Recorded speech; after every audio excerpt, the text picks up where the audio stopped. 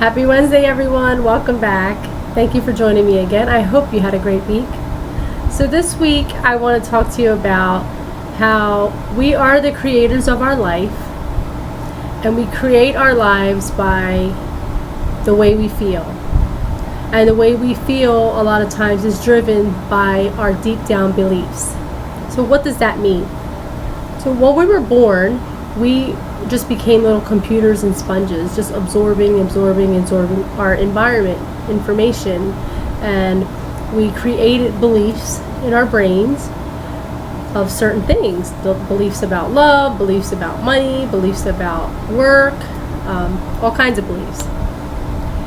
But what happens is, when the beliefs are serving us as young people, and we hold on to them for 30, 40, 50 years, now they may not be serving us as older generation, right? So like, say you were brought up to eat a candy bar a day, and that's just what you were taught. And your brain creates tracks of what you're taught, and you do it every day. Now, 30 years later, you're still eating a candy bar a day, but you have diabetes, like all these things are because you keep eating a candy bar a day. But that's what you were taught.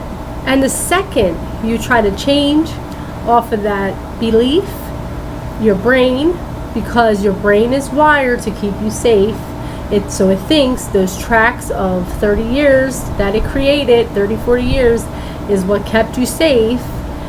The second you veer off from eating a candy bar a day, it's going to set up a red flag, like, hello, this is not what we do. We don't eat an apple a day, we eat a candy bar a day.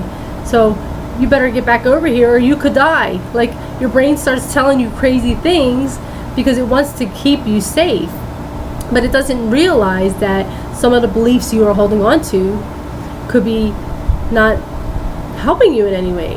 So it doesn't know the difference. It's only up to you to realize what beliefs you're holding on to and how they are serving you or not serving you. And you can change them. So a belief is just a thought you keep thinking. So how you change a belief is you just change a different thought. And then you start thinking that thought over and over and over and over again. And that's how you change it.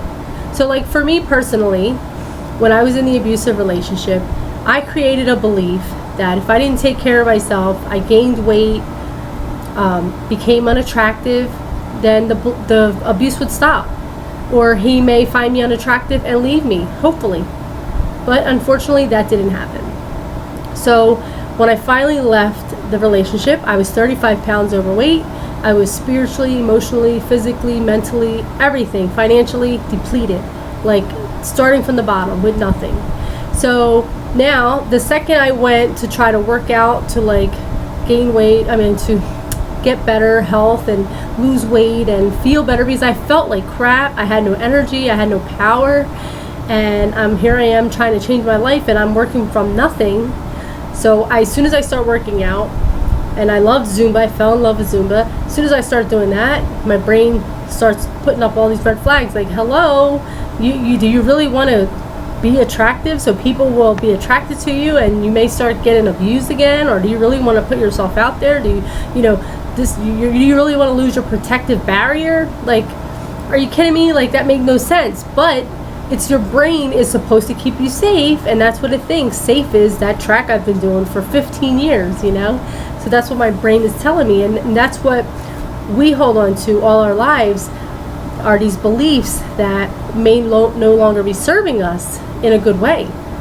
So, like if as a kid you wanted to be loved, and then you found that when you got sick, people showed you sympathy, gave you presents, showed you love, and now you hold on to that belief that sickness equals attention, sickness equals love.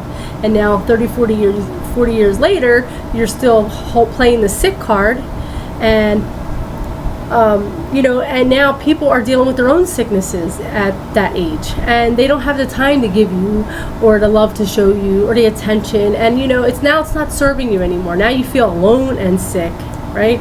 So this is what I'm saying. It's like attracts like.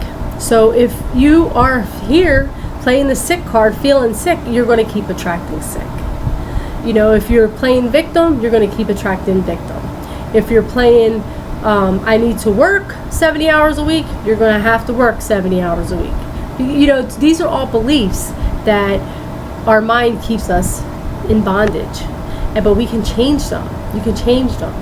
And the second you start to work on a different belief, which is just working towards a new habit, and it takes 30 to 60 days to create a new habit. So if you start doing something to better your health, and you do it the same thing every day for 30 to 60 days, you will change your life. You will start going in a better direction. You will feel better. You will attract better. Your life will get better. But when you stay here playing that same sick card or whatever, or victim card, or, how about someone wants to change their occupation after they worked for 30, 40 years. And in their heart, they've always wanted to open a flower shop. But meanwhile, they've worked this job that they hated for 30, 40 years, and everybody else is comfortable. Everybody loves that this person works, that you're working, and you hate this job, but hate is killing you, and then you could die of a heart attack because you hated that job so much, and hate is killing you.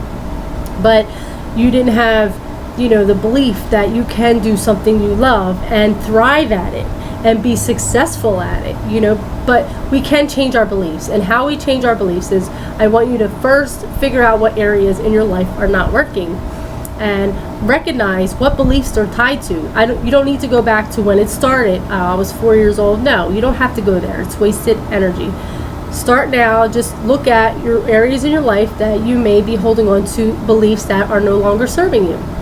And then see how holding on to those beliefs may be giving you a false security or something. If I'm being sick all the time, people will love me, and then now you can say, all right, how can I show myself love every day? And then make a little plan of showing yourself love every day. Do little bits every day, every day, every day. If it's your health, do little bits every day, every day, every day. But you have to do it for 30, 60 days to create a new habit. And a new habit will create a new belief, because you will see that you are getting better. When your brain starts throwing these crazy things at you, say, no, I'm not going that way anymore. We're on this track now. We're no longer going that track.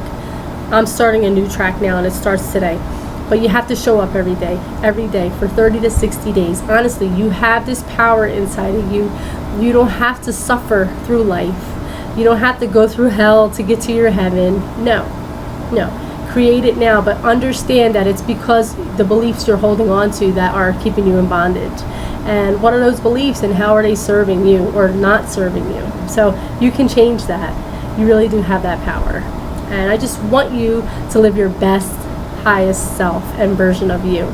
So if you have any questions, please message me. I'd be happy to help you. Please click like and share if it was helpful.